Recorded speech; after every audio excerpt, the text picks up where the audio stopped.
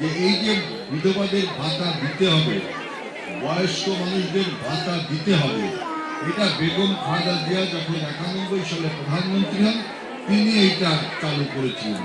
কারণ তিনি জানতেন, তিনি বুঝতেন যে আমাদের সমাজের মেয়েরা, মায়েরা, বোনেরা যখন বয়স বেশি হয়ে যায় তখন সন্তান অনেক সময় মাকে দেখে না, অনেক সময় স্বামী তার স্ত্রীকে ঠিক মতো দেখাশোনা করে না। আলোচনা করা হলো, আমরা যেন সবাই তাকে ভোট দিয়ে সংসদে যাওয়ার সভাপতি বক্তব্য করেছিলেন।